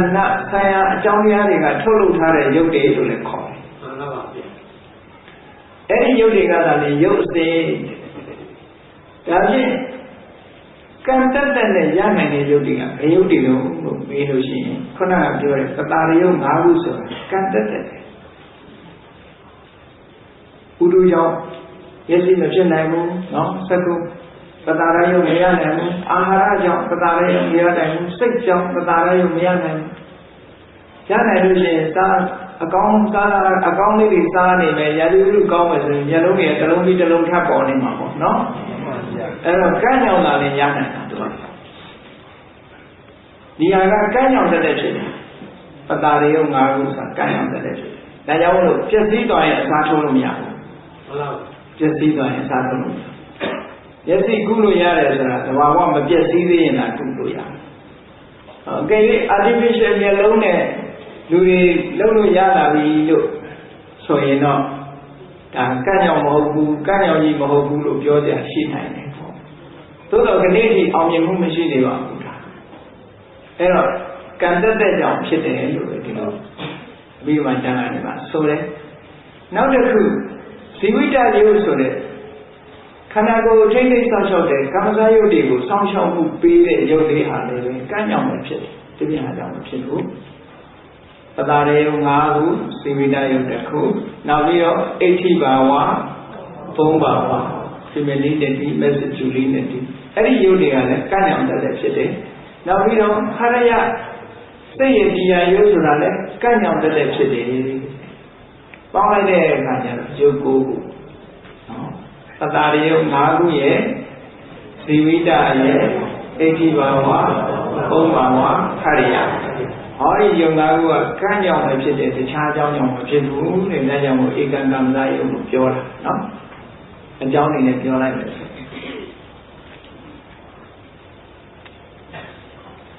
နောက်တစ်ခုကဒီထဲမှာခုနကအတန်ဆိုတာအထက်ကလေးရှိခုဖွဲ့စည်းတဲ့ထဲမှာအတန်ကိုထည့်ဖွဲ့စည်းမထားဘူးဖွဲ့စည်းတာရဲ့အများအားကြားနေမှာပေါ့မကြားပြီဟုတ်လားအများအားသုံးနေမှာပဲဟုတ်ကဲ့အတန်ကအမြဲပေါ်နေတာဟုတ်ကဲ့လားဟုတ်ပါဘူးမဟုတ်ဘူးပစ္စုပန်အကြောင်းတစ်ခုနဲ့မှပေါ်လာစဉ်းစားကြည့်လိုက်ပေါ့မြန်မာလူမျိုးတွေရင်းနှီးနေတဲ့စောင်းမှရှိပေါ့စောင်းထဲမှာအတန်တွေရှိသလားရှိဘူးနော်စောင်းအိုးရဲ့စောင်းကျိုးရဲ့တီးတဲ့လက်ရဲ့ပေါင်းလိုက်တဲ့အခါကျတော့မှအတန်ထွက်လာတာလေမှန်ပါပါပစ္စုပန်အကြောင်းကြောင့်အတန်ထွက်လာအဲ့ဒါကြောင့်မလို့အတန်ဆိုတာပစ္စုပန်အကြောင်းတရားကိုနဲ့ပြီးတော့ဖြစ်ပေါ်လာတာဖြစ်တော့ကြောင့်အခြေခံရုပ်တွေထဲမှာထည့်မထားဘူးဘုန်းကြီးတို့ဂျာမနီနိုင်ငံသွားပြီးတော့ဝိဓမသင်တန်းပို့ချတဲ့အခါသင်တန်းတက်တဲ့ဂျာမန်တယောက်ကဒီအတန်အကြောင်းကိုမေးတယ်ဒီရုပ်ရှိခုထဲမှာဘာဖြစ်လို့အတန်မပါတာတော့လဲအသင်းတို့အနံ့တို့အရသာတို့တော့ပါတယ်ပေါ့ဘာဖြစ်လို့အတန်မပါတာအတန်လည်းဖြစ်နိုင်တယ်မဟုတ်လားလို့ဘ ဘုန်းကြီးကခုနဥပမာနဲ့ပြောပြတယ်မင်းတို့စီကဂီတာရှိတယ်ဂီတာထဲမှာအတန်ရှိလားမရှိရင်ဒီအတန်မှာတော့ဖွဲ့စည်းထားတာမဟုတ်ဘူးဆံရအကြောင်းကြောင့်ဖြစ်တယ်သူကဘာကိုသွားပြီးတော့သူကရောထွေးသွားတော့ဆိုတော့အတန်ကို recorder တို့ဟုတ်လားဒီမှတ်တမ်းတင်ထားလို့ရတယ်ဟိုခုခေတ်ပြောတဲ့ MP3 တို့ MP4 တို့နဲ့ဖမ်းထားလို့ရှိရင်အနံကရနေတာဟုတ်ရနေတော့အေးဟုတ်တယ်အဲ့ဒါကအတန်ဖြစ်လာပြီးတဲ့နောက်တော့ဖမ်းထားလို့ရတယ်ဒါပေမဲ့လို့မဖြစ်ခင်ကအတန်ကဘယ်နှနေတယ်ဆိုတာမရှိဘူးဟုတ်ကဲ့ဘယ်နေရာမှာအတန်ရှိနေတယ်ဆိုတာကြည့်လေမိချကူဥပမာပဲကြည့်အောင်ပေါ့မိရှိနေရလားမိချကူတွေမှာမရှိဘူးအကြောင်းကြောင့်ဖြစ်လာအတန်ဆိုတာလည်းထို့အတူပဲဘယ်နေရာမှာအောင်းနေတာအလုံးမရှိဘူးသို့တော့ဆိုင်ရာအကြောင်းတရားတွေညညွတ်ရင်ပေါ်လာတဲ့သဘောပဲရှိတယ်ဒီတတ်ကြောင့်မလို့ဒီတတ်တာခုနအသင်းတို့ဘာလို့လဲမတူဘူးလို့သူကရှိနေတဲ့အရာမဟုတ်ဘူးလို့ဖြစ်လာတဲ့အရာပဲဖြစ်တယ်အတ္တမရဲ့စိတ်ကူတွေကတော့ရှိနေတဲ့အရာတွေဒါတွေအရာခတ်သိမ်းထဲမှာသူတို့က remain ဖြစ်တည်ရှိနေကြအတန်ကအဲ့လို remain ဖြစ်တာမဟုတ်ဘူးဆိုင်ရာအကြောင်းတစ်ခုနဲ့ပေါင်းလိုက်တဲ့အခါမှာပေါ်လာတဲ့ဟာနောက်ပိုင်းတော့သူကသဘောပေါက်သွားပြီးတော့နောက်ဗာမေးကောင်းမှမမေးတော့အဲ့လိုတတ္တယုတ်လေးဆိုတာတတ္တောစိတ်တော်တုသောလို့ဆိုတဲ့အတိုင်းစိတ်ဥဒုကြောင့်ဖြစ်တာနော်မှန်ပါအေးပေါင်းလိုက်တဲ့အခါကျတော့ဟောဒီရုပ်18ခုကိုနိဗ္ဗာန်ယုတ်လို့ခေါ်တယ်ဘာကြောင့်လဲဆံရအကြောင်းတရားတွေကထုတ်လုပ်တဲ့ယုတ်ဖြစ်သောကြောင့်နိဗ္ဗာန်ယုတ်လို့ခေါ်တယ်အဲ့ဒီနိဗ္ဗာန်ယုတ်ဆိုတဲ့ယုတ်ကသာလဲသဘာဝယုတ်တကယ်ယုတ်အစစ်လို့ဆိုလို့ဒါပြင်ယုတ်28ခု18ခုသာယုတ်စစ်ဆိုကြံတဲ့10ခုကဘာတွေတုံးလို့မေးပြန်ရှိတယ်သူတို့တော့သိချက်ပြီးတော့မပြောတော့ဘူးเนาะ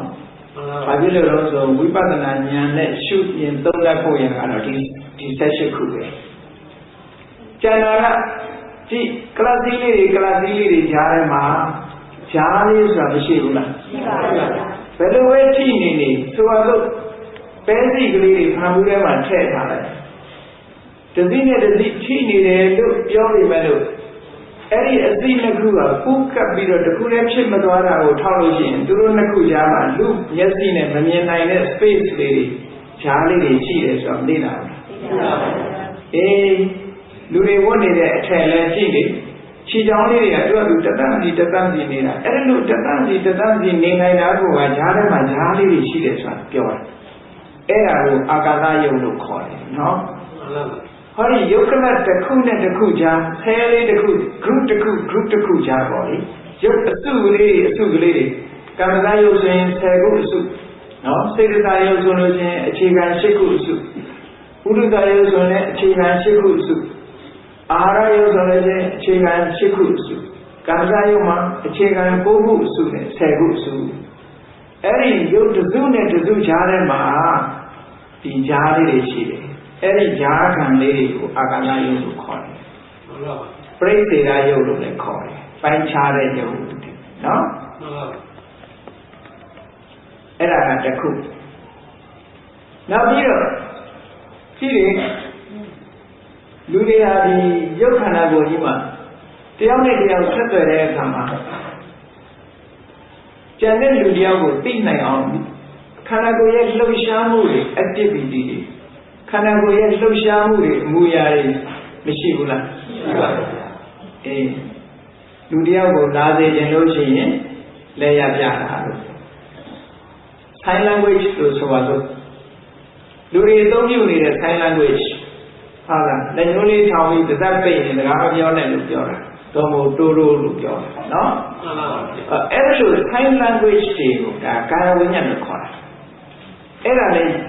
ရုပ်နဲ့ပတ်သက်နေတဲ့အတွက်ကြောင့်ရုပ်လို့သတ်မှတ်လိုက်တာတကယ်တော့ရုပ်မဟုတ်ဘူးခုနက18ခုကိုပဲ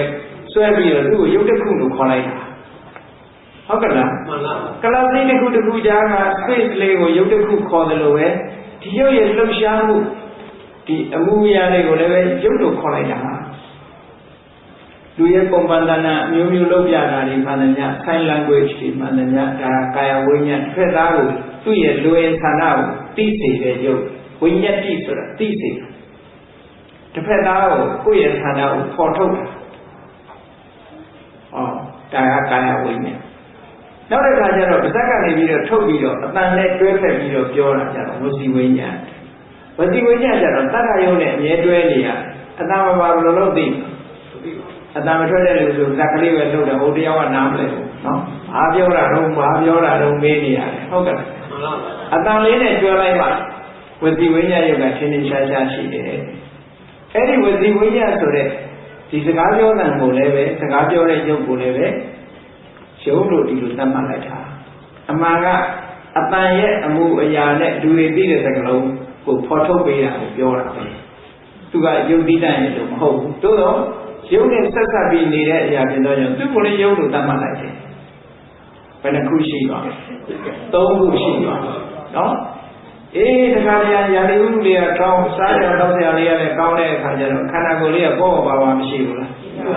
အေးအဲ့ဒါကိုလဟုတန်ရုပ်လို့သတ်မှတ်တယ်တခါတည်းလူရဲ့ခန္ဓာကိုယ်ကဒီတင်းရှင်းနေမရှိဘူးအကျော်ချင်းတွေပျော့ပြီးတော့နေလို့ထိုင်လို့ကောင်းတယ်မုဒ္ဒတာရုပ်တခါတခါလုံးလို့ကြိုင်လို့ဟောတာအမောပန်းခံနိုင်တယ်ကာမညတ္တရုပ်တခါတည်းကျအမောမခံနိုင်ဘူးလမ်းလေးလျှောက်ခံတယ်မောနေဟုတ်ကဲ့ရုပ်ကရာသီဥတုတို့စိတ်အခြေအနေတို့တခါတခါရာသီဥတုတော့ကောင်းတယ်အာဟာရတွေလည်းကောင်းတယ်စိတ်ညစ်နေတဲ့အခါမှာလည်းအဲ့ဒါမျိုးဖြစ်တတ်တယ်ဟုတ်ကဲ့အဲ့တော့ဒီဟာတွေကပစ္စုပန်အကြောင်းစိတ်အခြေအနေရခန္ဓာကိုယ်ပေါ်သွားတာရှိတယ်စိတ်အခြေအနေရခန္ဓာကိုယ်လေးလံသွားတာရှိတယ်အဲ့ဒါတွေကိုလည်းပဲရုပ်ရဲ့အနေအထားတွေဖြစ်သောကြောင့်ရုပ်ရဲ့ပြောင်းလဲနေတဲ့သဘာဝတွေဖြစ်သောကြောင့်သူတို့ကိုလည်းပဲရုပ်လူသတ်မှတ်လိုက်တယ်ရုပ်လိုပဲခေါ်လိုက်တယ်တကယ်ကတော့ဒုဋ္ဌာရုပ်ဆိုတာသတ်ရှိရလားဆိုမရှိဘူးဒီ78ခုရဲ့ပေါ်ပါသွားတာဒီ78ခုရဲ့နုညံ့သွားတာဒီ78ခုရဲ့လောက်နိုင်စွမ်းရှိသွားတာပြောတာနော်ကဲဒီ3ခုထည့်လိုက်တော့ဘယ်နှခုဖြစ်သွား6ခုဖြစ်သွားပြီအဲ့ဒီထဲမှာဒီရုပ်တွေရဲ့သွင်မြင်လက္ခဏာ၄မျိုးထပ်ထည့်လိုက်ပါတော့ဆိုရင်ရုပ်တွေဟာစတင်လာတဲ့အချိန်ရှိတယ်ဥပဒယဆက်လက်ပြီးတော့ဖြစ်ပေါ်နေတဲ့အချိန်ရှိတယ်တန်တဲ့ကြီးကြီး။အိုမင်းရင်းညွတ်သွားတဲ့အချိန်ပိုင်းရင့်လာတဲ့အချိန်ပိုင်းရှိတယ်။သရတာပြတ်သွားတဲ့အချိန်ပိုင်းလေးရှိတယ်။အာနိသတာစိတ်ကြတော့ဥပ္ပတိပင်၃မျိုးတည်းပဲရုပ်ကြတော့ဖြစ်တာနည်းနည်းလေးအချိန်ယူတာမို့စပြီးတော့ဖြစ်တာကိုတန်တဲ့ဒီဆက်လက်ပြီးတော့ဖြစ်ပေါ်နေတာကိုစဖြစ်တာကိုဥပ္ပဒယဆက်လက်ပြီးဖြစ်နေတာကိုတန်တတိရင့်ရောသွားတာကိုသရတာပျက်စီးသွားတာကိုအာနိသတာအဲ့ဒါကရုပ်ရဲ့သင်္ကြန်လက္ခဏာ၄မျိုးပဲအဲ့ဒီ၄မျိုးနဲ့ခုနက6ခုနဲ့ပေါင်းလိုက်တော့ဒါလည်းရုပ်ရဲ့လို့မဟုတ်ဘူးရုပ်ရဲ့အခြေအနေတွေကိုပေါ်ပြရုပ်ရဲ့လက္ခဏာတွေကိုပြောတာရုပ်ရဲ့လက္ခဏာကိုရုပ်ထဲထည့်လိုက်တယ်ပေါ့ဒါရုပ်နဲ့တွဲနေလို့ဒီလိုပေါ့လေကြည့်လေရေယူတဲ့ကမ်းမှာဆိုလို့ရှိရင်ရေကြီးယူလို့ရမလားခွက်နဲ့ယူရသလားအဲ့ဒါလိုပဲတောင်းတာတော့ရေပဲခွက်ပါသွားဘုလူခေါ်ရတာဆိုရင်အင်ကြီးပစိုးတွေမပါဘူးပါလေခေါ်တာလူခေါ်တာအင်ကြီးတွေလုံးကြီးတွေခေါ်တာမဟုတ်ဘူးနော်အေးအဲ့ဒါလိုပဲဒီဆယ်ခုကိုရုပ်လို့ပြောလိုက်တာနဲ့သူတို့ကပါလာတဲ့အတွက်ကြောင့်သူတို့ကိုရုပ်လို့တတ်မှတ်တယ်ဟောကြည့်လိုက်တော့ရုပ်ပေါင်း28ခုဖြစ်သွားပြီနော်ကောင်းပြီဒီ28ခုကိုကံပြီးလို့အကြောင်းကြောင့်ဖြစ်နေတာက9ခုစိတ်နဲ့ဥဒု2မျိုးကြောင့်ဖြစ်တာကအတန်ကစိတ်နဲ့ဥဒု2မျိုးကြောင့်ဖြစ်တယ်ခုနကပေါ်ပါတာလို့နုညံ့တာလို့ဒီအခြေအနေအလုပ်တိုင်းလုပ်လို့ရတာလို့ဆိုတဲ့ဒါတွေကစိတ်ကြောင့်လည်းဖြစ်တယ်ဥဒုကြောင့်လည်းဖြစ်တယ်အာဟာရကြောင့်လည်းဖြစ်တယ်ကာယဝိညာဉ်ဝစီဝိညာဉ်တို့ကြတယ်စိတ်ကြောင့်တတ်တတ်ဖြစ်တယ်ဒီပါဆိုင်လန်ဝေးကြီးဆိုစိတ်ကြောင့်တတ်တတ်ဖြစ်တယ်စကားပြောတာလည်းစိတ်ကြောင့်ပဲတတ်တတ်ဖြစ်တယ်နော်ဟုတ်ဥရုကြောင့်တတ်တတ်ဖြစ်တဲ့ရုပ်ရည်လို့မရှိဘူးစိတ်ကြောင့်တတ်တတ်ဖြစ်တဲ့ရုပ်ကကာယဝိညာဉ်နဲ့ဝစီဝိညာဉ်ဥရုစိတ်ဥရု2မျိုးကြောင့်ဖြစ်တာကတတ္တအတန်ယုတ် ကံစိတ်ဥဒုစိတ်ဥဒုအာဟာရအကြောင်း၃မျိုးကြောင့်ဖြစ်တာကလဟုတာမုဟုတာကာမညတာ၃ခုအကြောင်း၄မျိုးလုံးကြောင့်ဖြစ်တာကတော့ခုနက၈ခုကံတိဟူသောအကြောင်းကြောင့်ဖြစ်တာကတော့9ခုဟုတ်ကဲ့ကံတက်တဲ့ကြောင့်ဖြစ်တာကပတာရယုတ်5ခုရဲ့အဋ္ဌိဘာဝဘုံဘာဝခရယစီဝိတာအဲ့ဒီ9ခုကတော့ကံတက်တဲ့လို့ပြောလို့မှာယုတ်တရားတွေဒီလိုဖြစ်တာကကဲကောင်းပြီယုတ်တရားတွေဟာဘယ်ချိန်ကစဖြစ်လာတယ်လဲဆိုတာလေးကိုနည်းနည်းကြည့်အောင်လူသားတစ်ယောက်အနေနဲ့ပြောမယ်လူသားတစ်ယောက်ရဲ့တရေဘဝကနေစပြီးတော့ပြောကြမယ်ဆိုလို့ရှိရင် embryonic stage လို့ခေါ် embryonic stage ကလလရေကြီးကစအင်မတန်သေးငယ်တဲ့အဆက်ကလေးအပေါက်ကလေးမှာလူရဲ့ရုပ်နဲ့နာဒီနှစ်ခုစတဲ့မှာနာတရားနဲ့ပရိသေရိစိတ်ကလေးနဲ့ကံ့ကြောင့်ဖြစ်တဲ့ရုပ်၃ခုနဲ့အခြေပြုလာတယ်အဲ့တော့လူမှာတော့ဒီဝေဖွားပုံ၄နည်းကတော့အကျယ်မပြောတော့ဘူးအဲ့ဒါပြောရင်ပြီးမှမဟုတ်တော့ဘူးအချင်းချုပ်လေးတော့ပြောမယ်နော်တတ္တဝါတူဟာဝေဖွားလာပုံဝေဖွားလာဒီ၄မျိုးရှိတယ်ဘဝကနဲ့ခန္ဓာကိုယ်ထင်ထင်ရှားရှားပေါ်လာတဲ့မွေးဖွားနည်းလည်းရှိတယ်။အဲ့ဒါဘယ်သူတွေမွေးဖွားတာလဲဆိုရင်နတ်တွေတို့ပြမာတွေတို့နောက်ပြီးတော့ငရဲသားတွေတို့တော်တော်များများအဲ့ဒါနဲ့ဘဝကနဲ့ခန္ဓာကိုယ်အနေထားပေါ်လာတယ်။အဲ့ဒါကဥပပတ်လို့ခေါ်တယ်။ဩပပတိက။နောက်တချို့တ attva တွေကြတော့ဒီ moisture ဆိုတဲ့အညှိတို့ဘာလို့ဆွဲပြီးတော့ဖြစ်တယ်ဘုရုမဒေဝီယာဂျာပန်နဲ့မှဖြစ်တယ်ဆိုတာကြားဘူးလို့ခေါ်တာဟုတ်ပါဘူးဗမာယာသမိုင်းတွေကဝေလူဝတီကလည်းဝါဘက်မှာဖြစ်တယ်လို့ဆိုတာပေါ့နော်ပောက္ခရတာတိပုံသားကြီးကလည်းပဲဘုရုမဂျာပန်နဲ့မှတရေရှိတယ်လို့ပြောတာပဲအဲ့ဒီလိုလူတွေမှာကြတော့အကြောင်းလေးမျိုးနဲ့မွေးလို့ရတယ်အခုကိုထင်ရှားမွေးလာတာကိုဥပပတ်လို့ခေါ်တယ် moisture လို့ခေါ်တဲ့အညှိကိုဆွဲပြီးတော့မွေးတာကြတော့တန်သေးတစလို့ခေါ်တယ်ရိုးရာမွေးနည်းကားတွေပြောမယ်ဆိုလို့ရှိရင်လူတွေမွေးတဲ့ဟာမိခင်ရဲ့သားအိမ်ထဲမှာဖြစ်ပြီးတော့မွေးတာအဲ့ဒါကိုဆလာဘုဇလို့ခေါ်တယ်ပါဠိလိုဆလာဘုဆိုတာ embryo ဘုဘာသာဆိုမှုအမေရဲ့သားအိမ်မိခင်ရဲ့သားအိမ်အဲ့ဒီသားအိမ်ထဲမှာတရေတည်ပြီးတော့ဖြစ်တာကိုဆလာဘုဇကျက်တွေနဲ့တွေကြတော့ဥထဲမှာတရေတင်လို့အန္တစာဟော၄မျိုးရှိတယ်တတ္တဝါတွေမွေးပုံ၄မျိုးရှိတယ်လူတွေကလည်းအဲ့ဒီ၄မျိုးလုံးနဲ့မွေးနိုင်တယ်လို့ပြောရင်ရှားပါမယ်ကျန်တဲ့နည်းတွေကနော်ရှိတယ်လို့ဆိုတယ်ဒီ၄မျိုးနည်းနဲ့မွေးလို့ရလူတွေပါဥကမွေးတဲ့လူရှိတယ်ရာဇဝင်ထဲမှာမရှိဘူးစာထဲမှာလည်းဥကမွေးတဲ့လူရှိတယ်နော်ငါဥတွေကနေပြီးတော့လူမွေးတာမျိုးပေါ့ကဲထားပါတော့ဒီကနေ့ခေတ်မိခင်ရဲ့ဝမ်းထဲမှာတရေတီးစားလာတဲ့အခါဘယ်ရုပ်တွေကစပေါ်တော့လို့ဆိုလို့ရှိရင်လူရဲ့ခန္ဓာကိုယ်ဆို body ဆိုအရင်ရှိရမှာမဟုတ်လားမှန်ပါပါဒါကြောင့်မို့လို့ကာယပတာရလို့ဆိုတဲ့ sensitive body နဲ့ခုနကအခြေခံကံစားရုပ်9ခုပေါင်းလိုက်တဲ့အခါ10ခုအဲ့ဒီ10ခုအပေါင်းရုပ်ကလေးစပေါ်လာပြီးတော့ဘာပါလဲဆိုခုနကစိတ်တည်ဖြစ်ပေါ်ဖို့ရအတွက်ဟရယဝတ္ထုဆိုတဲ့ယုတ်10ခုအဲ့ဒီ10ခုရဲ့ကာယတတကကလဆိုတဲ့ယုတ်10ခုရဲ့ဟရယဝတ္ထုတတကဆိုတဲ့ယုတ်10ခုရဲ့နောက်အမျိုးသားအမျိုးသမီးဖြစ်တဲ့ပုဂ္ဂိုလ်ကလည်းတရေတဲကလေးပါလာတာအဋ္ဌိဘာဝယုတ်ဆိုတဲ့10ခုရဲ့အမျိုးသားဆိုရင်ပုံဘာဝယုတ်ဆိုတဲ့10ခုရဲ့ပေါင်းလိုက်လို့ရှိရင်အမျိုးသမီးမှာအစယုတ်30အမျိုးသားမှာယုတ်30အဲ့ဒီရုပ်အရေအတွက်30ဂရုအားဖြင့်ပြောမှဆိုရင်3စုအဲ့ဒီ3စုနေဟာကလလရေးကြီးဆိုတဲ့အဲမှာပရိသေစိတ်လေးနဲ့သူတို့ဟာအပြန်အလှန်ပြီးတော့စတင်ပြီးတော့လူ့ဘဝစပြီးပေါ်လာတာတဲ့ရုပ်တရားအဲ့ဒီအစတာအဲ့တော့ကာမဇယုတ်တွေဟာပရိသေစိတ်ကလေးရဲ့ဥပက္ခစားတယ်လို့ပြောကြတယ်ခါကြောင့်နော်ကာမဇယုတ်တွေကအဲ့ဒီကစလာတဲ့ကာမဇယုတ်တွေဟာဒီ လူခန္ဓာကိုယ်ကဘယ်ပုံပြောင်းလဲလာတယ်လဲလို့ဆိုရင်မြတ်စွာဘုရားကတန်ယုတ်တနိကေယက္ခတန်ယုတ်ပါဠိတော်အိန္ဒကတုတ်မှာဟောတာရှိတယ်ဘုန်းကြီးတို့ဂျာမနီဘာလင်မြို့မှာအဘိဓမ္မာသင်္ကန်းသွားပြီးတော့2003ခုနှစ်ကအဘိဓမ္မာသင်္ကန်းသွားပို့ချဂျာမန်ကြီးတယောက်ကမေးတယ်ဒီ embryology နဲ့ပတ်သက်တယ်ဆိုတော့ဘုန်းကြီးအဲ့ဒီတုတ်တံလူသားရဲ့အစဖြစ်ပေါ်လာဖို့ဒီကရဲ့ဝန်တွေကလူတွေအစဖြစ်လာဖို့ဟောတော့အရှင်ဘုရားတဲ့2500ကဓာရီဒီလိုဟာတွေတကယ်ရှိတယ်ရှိတယ်လို့ဆိုသူအောနေတယ်ဘုရားဟောတဲ့ထဲမှာရှိတယ်လို့အဲ့ဒီမှာမြတ်စွာဘုရားကဒီလူဆိုတာ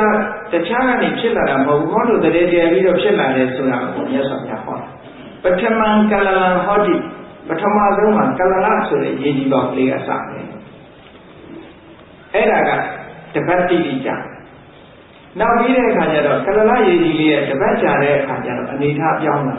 ဘယ်ရာမှမတည်မြဲဘူးဆိုတဲ့သလောအောင်အနေချာတော့မှတ်ဘယ်ရာမှရပ်နေတာမရှိဘူးထာဝရပြောင်းနေ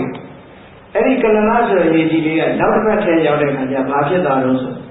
ကလလဟောတိအကုဒံအမြုပ်ကလေးတွေဖြစ်လာတယ်ဒုတိယပတ်ရောက်တော့အမြုပ်ကလေးဖြစ်သွားတယ်တတိယပတ်ရောက်တဲ့အခါကျတော့ဘာဆိုအကုဒဇာတိပေတိဆိုတဲ့သားဖြစ်ကလေးလိုအနှစ်ကလေးတစ်ခုဖြစ်လာဟောဒါလူရဲ့ခန္ဓာကိုယ်အစအဲ့ဒါတွေကဘာတွေတုံးဆိုလို့ရှိရင်ခုနပြောတဲ့ကာယတရကကလဘာဝတရကကလဝတ္ထုတရကကလအဲ့ဒီယုတ်30နဲ့ရှင်တွဲပြီးတော့လာတယ်နန္တရားလေးနဲ့ရှင်တွဲပြီးတော့လာတာနော်မှန်ပါပရိသတ်ဘုံဘတ်မှာသင်္ခါရပစ္စယဝိညာဏလို့ဆိုတာအဲ့ဒါကိုဟောတာဝိညာဏပစ္စယနာမရူပံဆိုတဲ့အဲ့ဒီရှင်တွဲလာတဲ့ဟာတွေကိုဟောတာကြည့်လူဘဝမှာအဲ့ဒီလိုဖြစ်လာ၃ပတ်ကျတော့အနေထားပြောင်းလာတယ်၄ပတ်ကျတော့ဘာဖြစ်လာလို့ဆိုလို့ရှိရင်ပေတိနိဗ္ဗတတိခနောအတုံးခဲလေးဖြစ်လာ၄ပတ်ကျလို့ရှိရင်အတုံးခဲလေးဖြစ်လာ၅ပတ်ကျတော့ဘာဖြစ်လာလို့ဆိုတော့အဲ့ဒီအတုံးခဲလေးကဘူးလေး၅ခုပေါ်လာတယ်ဘူးတစ်ခုကခေါင်းကျန်တဲ့ဘူးတစ်ခုကလက်နှစ်ဖက်နောက်ဘူးနှစ်ခုကခြေထောက်ဟောဘူးလေး၅ခုထွက်လာတယ်အဲ့ဒါ embryology ဆိုတဲ့စာအုပ်ကိုကြည့်ရင်လည်းအဲ့ဒီပုံစံပဲနော်အဲ့တော့ဘလောက်ကြည့်အောင်လူခန္ဓာကိုယ်ကမြတ်စွာဘုရားကအဲ့ဒါဟောတာပထမကလလံဟောတိကလလဟောတိအဘုဒ္ဓအဘုဒ္ဓဇာတိပေတိပေတိနိဗ္ဗတတိကနောကနာပတာခာဇာယန္တိခမငါပြချက်ပြီးတော့မှကေသာလုံးမှာနှခါပိစာသဘင်နေမွေးပေါက်လာတယ်ဂျားထဲမှာတော့အသေးစိတ်မပြောတော့ဘူးလူတရေဒီလိုစလာတယ်ခန္ဓာကိုယ်မှာရုပ်တွေဒီလိုနဲ့တိုးပွားလာတယ်ဆိုတာကိုဟောတာနော်မှန်ပါပါဗျာအဲ့တော့ပထမဆုံးတရေဒီကအချိန်ပိုင်းအစပြိုးတဲ့အချိန်ပိုင်းကရက်သက်တဲ့9ပတ်လောက်ထိအောင်ဒီလိုအစပြိုးနေရက်သက်တဲ့6ပတ်သို့မဟုတ်10ပတ်ရဲ့နောက်ကျတော့ဖီတက်ဆိုတဲ့တရေသားပုံသဏ္ဍာန်ပေါ်လာလူတော်ဝါလေးပြီးပြီးသားဖြစ်လာ10ပတ်ကြာတဲ့အခါအဲ့ဒီကနေပြီးတော့17ပတ်ရက်သက်တဲ့17ပတ်မြောက်တဲ့အခါကျတော့မျက်လုံးလိုပေါ်လာပြီဆရင်းတွေကပဲအချိန်မှာပေါက်လို့ဆိုရင်42ပတ်မြောက်ပေါ့ဒါကသာပေကျမ်းဂန်အရာပြောတယ်မှန်ပါဗျာအဲ့ဒါအနာတမီembryology နဲ့ပြန်ကြည့်ကြည့်လို့ရှိရင်မဝေဘူးဒီကိစ္စတွေဟုတ်လားမှန်ပါအဲ့ဒါကြောင့်မလို့လူရဲ့ရုပ်ခန္ဓာကိုယ်မှာရုပ်တရားတွေဟာဒီလိုစပေါ်လာတာကဲဘုန်းကြီးတို့တွေကိုယ်ခန္ဓာကိုယ်ပြန်ပြီးတော့ကြည့်မယ်ဆိုရင်ဒုက္ခကဒီလိုစလာတာလားရုပ်တရားအဲ့လိုစလာတဲ့အချိန်မှာကံ့ကြောင့်ဖြစ်တဲ့ရုပ်တရားတဲ့စဖြစ်တဲ့အချိန်ကနေစပြီးတော့ဆက်ပြီးတော့ဖြစ်နေတာတဲ့မယမနာနိုင်လက်တံလေးကတက်သွားနေတယ်လို့ပဲကံစားရုပ်တွေကကံရဲ့အရှိန်နဲ့မသေးမချင်းမပြတ်မချင်းဒီကံစားရုပ်တွေကဆက်ပြီးသွားနေမှာနော်ပြောမယ်ဆိုလို့ရှိရင်စိတ်နဲ့ရှင်ပြီးပြောမယ်ဆိုလို့ရှိရင်စိတ်ရဲ့ဥပခဏမှာလည်းကံစားရုပ်တွေဖြစ်တယ်ထိခဏမှာလည်းဖြစ်တယ်ဘေခဏမှာလည်းဖြစ်တယ်စိတ်လေးရဲ့ဒီ3 moment ခဏလေးသုံးခုတိုင်းမှာပဲဒီကံစားရုပ်တွေကတစ်ဆက်ပြီးဖြစ်နေတာဘယ်ဒီအောင်ဖြစ်နေကြတော့ဆိုရင်နောက်ဆုံးသေတော့မယ်ဆိုတဲ့စိတ် organ นี้မှာအဲ့ဒီမပေါ်ခင် ပြန်ပြီးတော့ရေတွက်ကြည့်လိုက်မယ်ဆိုရင်18ခဲမြောက်ဖြစ်တဲ့ထီခဏကစပြီးမဖြစ်တော့ဘူးတဲ့အဲ့ဒီကြတော့အသက်မလာတော့ကံစားရုပ်ကအဲ့ဒီမှာအသက်မဖြစ်တော့ဥပခဏမှာဖြစ်သေးအဲ့ဒါဘာနဲ့ရှင်တွဲသွားနေတော့ဆိုလို့ရှိရင်အသိစိတ်နဲ့ကံစားရုပ်တွေဟာအမြဲတမ်းရှင်တွဲပြီးသွားနေတာနော်အမြဲရှင်တွဲပြီးတော့သွားနေတယ်ပရိသေစိတ်လေးကနေစလိုက်တာဘယ်ပြောင်းသွားတော့ဆိုရင်နောက်ဆုံးသုတိစိတ်ကြီးဖြစ်တော့လည်းတူတူဖြစ်ကြတယ်သေတော့လည်းတူတူသေတယ်ကံနဲ့စိတ်ဒီနာနဲ့ကာရကယုတ်နဲ့နန္တရားအပြိုင်ချုပ်တယ်ကာရကယုတ်မချုပ်သေးဘူးဆိုလို့ရှိရင်ဒီတစ်ခုနဲ့တစ်ခုဟာဘယ်သူမှအရင်ကြတယ်လို့လည်းမရှိဘူးဘယ်သူကနောက်ကြတယ်လို့လည်းမရှိဘူးတဘဝမှာဒါအခန့်တက်ချက်ဟုတ်ကဲ့သူတို့နဲ့ဘုရားခွဲလို့မရဘူးဒီလိုသွားနေတာဝိပယုတ်တပစ္စည်းရောဘာဝချင်းမတူဘူးသို့တော့ဆိုင်ပိုင်းဆိုင်သူတို့ကကံရဲ့စွမ်းအားနဲ့ဟိုရဲပေါ့ကံရဲ့စွမ်းအားနဲ့ဖြစ်နေတာအချိန်မကုန်သေးသမျှသူတို့သွားနေတာနောက်ဆုံးသုတိစိတ်ကလေးဖြစ်အောင်သွားနေတယ်ဒါကမ္မဇယုတ်တွေဟာပရိသေရိရဲ့ဥပခဏကနေစပြီးတော့စိတ်ရဲ့ခဏတိုင်းဖြစ်တာနောက်ဆုံးသုတိကြကနေအထိသုတိစိတ်ကနေပြန်ရည်လို့18ချက်မြောက်စိတ်ရဲ့ဥပထိအောင်နောက်ဆုံးဖြစ်ကြတယ်ဖြစ်ပြီးသားစိတ်က18ချက်သက်ရှိမယ်ဟုတ်လားဖြစ်ပြီးရင်တော့သူက18ချက်သက်ရှိဒါကမ္မဇယုတ်တွေဖြစ်တာစိတ်တစားယုတ်ဆိုတာကျတော့ဘယ်ကနေစထုတ်လို့လုံးစေပရိသေရိနောက်မှာပေါ်လာတဲ့စိတ်ကိုပထမဘဝင်စိတ်လို့ခေါ်တယ်အဲ့ဒီပထမဘဝင်စိတ်ကလေးကနေစပြီးတော့စိတ်တစားယုတ်တွေဟာစိတ်ပေါ်တဲ့ခဏလေးဥပခဏတိုင်းစိတ်ကလေးကသူဖြစ်လာတာနဲ့တပြိုင်တည်းရုပ်ကိုထုတ်လုပ်နိုင်တဲ့အခါသူကလည်းတပြိုင်တည်းထုတ်တာကဲတပြိုင်တည်းထုတ်တာဖြစ်နိုင်မှာမလားဆိုဖြစ်တာပေါ့ဒီပြောင်းနိုင်မေးလေးထွန်းလိုက်လို့ရှင်မိတော့ကလေးလင်းလာတဲ့အလင်းရောင်တစ်ခါတည်းမွေးထုတ်လိုက်တာမဟုတ်လားဒါတစ်ခါတည်းထုတ်တာပဲလေမီးလေးကအရင်ပေါ်လာတာအလင်းလေးကနောက်မှလို့မရှိဘူးလေမိတော့ကလေးပေါ်လာတာနဲ့အလင်းကတစ်ခါတည်းပါလာတာပဲအဲ့ဒါလေးပဲစိတ်ကလေးပေါ်လာတာနဲ့တပြိုင်တည်းစိတ်စားရုပ်ကပါသွားပြီတစ်ခါဥပတိုင်းစိတ်စားရုပ်တွေကဖြစ်နေတယ်သူကဘယ်ကြည့်အောင်ထုတ်လို့သွားတော့လို့ဆိုတော့နောက်ဆုံးမှဒီနောက်ဆုံးစိတ်ကြည့်အောင်သူကစိတ်စားရုပ်တွေထုတ်လို့သည့်အတွက်ကြောင့်သုတိစိတ်ကြပြီးတဲ့နောက်တော့မှပဲစိတ်စားရုပ်ကအနည်းငယ်လှုပ်ရှားပြီးတော့ကျန်းတည်သေးတယ်ပေါ့ကဲနောက်တစ်ခုအာဟာရယုတ်လူတွေစားတဲ့အာဟာရယုတ်ကဘယ်ဟာစတာတော့အာဟာရယုတ်ကဘယ်ဟာစတာတော့လို့ဆိုလို့ရှိရင်ခုနကတရေသားလေးဟာကောင်းတယ်ပေါ်လာလို့ဖြစ်လာပြီဆိုရင်သူတရွေးသူညိုတာကစတော့မဟုတ်ဘူးမိခင်နဲ့ချက်ချိုးတွေ့တာမိခင်စားတဲ့အစာအာဟာရတွေချက်ချိုးကနေပြီးတော့အဲ့ဒီတရေသားလေးထဲကိုသွားပြီးတော့ရောက်တယ်ဒါကြောင့်မို့လို့တရေရှိတဲ့မိခင်တွေဟာခြေခဲမုတ်ကြီးစားရင်ဟိုလိုချမ်းနေတယ်အတွင်းနဲ့ကသူမသက်တာနော်ခြေခဲမုတ်ကြိုက်တဲ့မိခင်ရဲ့ကလေးဆိုရင်ကိုကသူကချမ်းတုံနေငေဦးကြီးကြရင်လည်းစက်လုံးလူလုံးဖြစ်နေမှာဟုတ်မှာအဲ့ဒါကြောင့်မို့လို့တရေသားရှိတဲ့မိခင်တွေဟာစိတ်ပူလွန်တဲ့အစာကိုလည်းရှောင်ရတယ်အေးလွန်တဲ့အစာကိုလည်းရှောင်ရတယ်ပြင်းထန်တဲ့ဟာတွေကိုလည်းရှောင်ရတယ်လို့ပြောတယ်ထက်မှသွားထိခိုက်တယ်ယေသတ္တဘုံစတိမာတာအနံပန္နေသဘောဓနာတေနာသောတထယာပိတိမာတုကုရှိကတော်နော်မိဝန်းတဲ့ကလေးဟာလည်းအမေကားတဲ့အစာတွေနဲ့ညှတာရတယ်လို့ပြောချက်ကျိုးကနေဆက်ဒါအာဟာရယုတ်တွေကအဲ့ဒီကစဖြစ်တယ်လို့ပြောဥရုဇယုတ်ကြတော့ဘယ်ဟာလာတယ်လို့ဆိုဒီဥရုဆိုတာကမ္မဇဥရုကိုပြောတယ်ကမ္မဇယုတ်ဆိုတာခေါဏကပရိသေရိစိတ်လေးနဲ့အတူဒီကာယတတကကလဝတ္ထုတတကကလဘာဝတတကကလထဲမှာတေဇောဓမပါဘူးလားမှန်ပါဘူးအဲ့ဒီတေဇောဓဆိုတဲ့ဥရုလေးဒီပရိသေရိစိတ်ရဲ့ခြေခဏလေးရောက်တဲ့အခါကျတော့သူကရုပ်အသစ်တွေကိုထုတ်လုပ်ပြီးသူကစတင်ပြီးတော့ထုတ်လုပ်နေတယ်ခဏတိုင်းသူကခြေခဏရောက်တိုင်းသူ့ရဲ့ဖြစ်စာလေးမှာမထုတ်ဘဲနဲ့ခြေခဏရောက်တိုင်းသူကထုတ်လို့သွားမယ်စိတ်ရဲ့ခြေခဏတိုင်းမှာသူကထုတ်သွားမယ်ဒီလိုယုံနဲ့နံဆိုတာဒီတဘဝလုံးဆက်ပြီးတော့ထုတ်နေတာဥရုဇယုတ်တွေကဘယ်နည်းအောင်သွားလို့အာရကယုတ်တွေကလည်းသုတိစိတ်ရဲ့ သုတိစိတ်ကြတာနဲ့အနည်းငယ်လောက်ပဲသူတို့ဆက်ပြီးတော့ရှင်းတာနိုင်တယ်ဥရုဇရုပ်ကြတော့အဲ့ဒါလိုမဟုတ်ဘူးတဲ့သေလို့ရေဝေရောက်ပြီးတဲ့နောက်တကြိုပြီးတဲ့အထိပြာဖြစ်အောင်သူကဥရုဇရုပ်ကမရှိပါဘူးဟုတ်ကဲ့နော်ဥရုဇရုပ်ဒါကြောင့်မလို့ပမာရိရှိတဲ့ကရေးကြတယ်ကျွမ်းကြံရသောဥရုဇယုတ်ကလတ်ကိုတဲ့သာသံပါဒံသာသံပေဒံနဲ့ရေးတာဟုတ်လားသာသံပေဒံနဲ့ကျွမ်းကြံရသောဥရုဇယုတ်ကလတ်ကိုခန္ဓာကိုယ်ကြီးမှာကြံရတာဥရုဇယုတ်တွေကြံရတာခန္ဓာယုတ်တွေသွားကုန်ပြီစေတသာယုတ်တွေသွားကုန်ပြီအာဟာရသာယုတ်တွေသွားကုန်ပြီကြံရတာဥရုဇယုတ်တုံးကြီးကြံရတဲ့အဲ့ဒါကြီးကိုသွားပြီးတော့ပို့ရတာနောက်ဆုံးကြံတာအဲ့ဒါပဲကြံတယ်ဒါကရုပ်ကိုသုံးသပ်လေ့လာခြင်းရုပ်တွေဘယ်လိုဖြစ်ပြီးတော့ရုပ်တွေနောက်ဆုံးဘယ်လိုချုပ်သွားကြလဲဆိုတာမျက်မြင်ကိုယ်တွေ့သိရှိလေ့လာနိုင်ပါလေဒါဘုရားမြတ်စွာရဲ့အဘိဓမ္မာပါ